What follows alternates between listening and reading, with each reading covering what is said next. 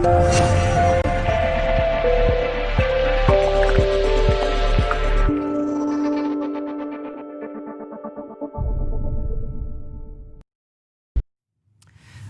alaikum everyone, welcome to Amazed by the Quran, where I share with you something I find amazing about the Quran. And today I want to share something with you about the value of human life and how Allah describes that value by means of storytelling. And this little snippet is taken from the story of Musa alayhi salam in Surah Al-Qasas, where Allah describes that when the Egyptian, the soldier, was actually about on the verge of killing an Israelite in the middle of the street, and there was nobody else around, and Musa just kind of saw this scene happening, two people going at it against each other, and the victim who's taken the beating called on him, فَاسْتَغَاثَهُ الَّذِي مِنْ شِيعَتِهِ, the one who was from his own group, meaning an Israelite, called on him and asked for help. And so when he did that, Musa felt like he has to intervene, and he jumped in and he threw a punch at the soldier. فَوَكَزَهُ Musa, so he threw a punch towards him. فَقَضَى عَلَيْهِ, and some linguistics also suggest that the word wakaza means to throw a punch to the chest. So it's not like he hit his skull or hit his head or something, but it's actually a punch on the chest.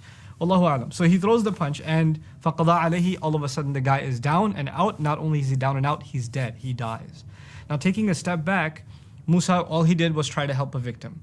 Secondly, it doesn't look like he intended to kill. He just wanted to throw a punch to kind of stop this scene from getting any further, and him, the soldier, ending up committing murder. Third of all, the Egyptian soldiers at the time, Pharaoh's army, they were known for oppression, and they were known for oppressing particularly the Israelites.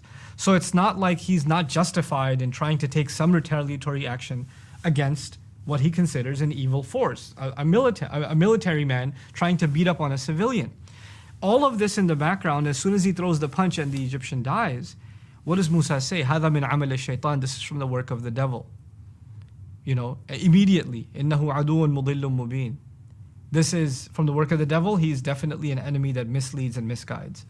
What we're trying to get at is you could see a person as a criminal, even someone on the verge of committing murder, which is what the case was here. But it still didn't justify the taking of life. It still didn't justify it.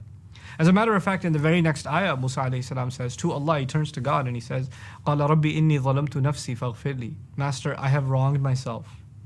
Forgive me. He doesn't justify, well, he kind of asked for it. Well, it's not my fault. I didn't really do it on purpose.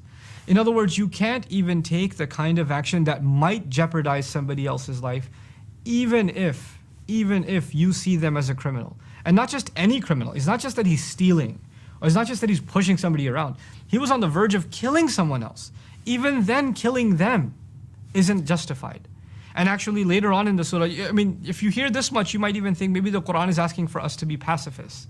Like this kind of thing should happen and we shouldn't get involved. That's not the case either, because the same thing repeats itself the next day. And so when Musa alayhi salam is faced with the same scene again, actually he learns his lesson. So when eventually he does decide to intervene, the Quran describes فَلَمَّا أَرَادَ أَنْ يَبْطِشَ بِالَّذِي هُوَ عَدُوٌ لَهُمَا. When he went and he grabbed a hold of the enemy, instead of punching him, he actually diffused his weapon, his arms. In other words, he grabbed a hold of him. Get involved if you can stop the violence, not if you are adding to the violence. Adding to the violence is not going to stop the violence. It's only going to continue a cycle that will never come to an end. It's such a profound way of describing the value of human life and how human beings, us as human beings, cannot be quick to pass judgment. And that's the final thing I want to share with you here. There's been 1,000 cases, if not hundreds of thousands of cases, of the Egyptians doing oppression against the Israelites, and many countless Israelites have already died before the eyes of Moses. He's seen this happen over and over and over again. And yet, he actually discovers that 10,001st case where he did intervene and did throw a punch and accidentally kill someone, it so happened that the Egyptian was actually in the right and the guy he was beating up was a con artist. He was in the wrong.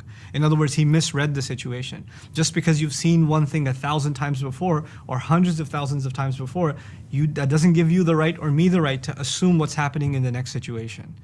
The past is no indication of what's happening in the present.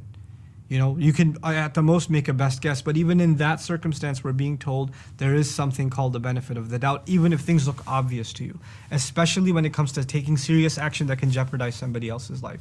So I find these small excerpts really profound and amazing. And what I find the most amazing about this is that people take action, sometimes even in the name of Islam, And they say we're retaliating because these are oppressors and we're supposed to do something about it. And yet if you look at Musa, who could have said exactly those words, his first response after having taken such action was, this is from the work of the devil. Subhanallah. هذا من عمل الشيطان. So may Allah protect us from being reactionary, and may Allah Azza wa Jal help us gain more and more insight about how the Quran preserves these cherished things like human life and how it gives us value for them. Jazakumullahu khairan. Assalamu alaikum wa rahmatullahi wa barakatuh.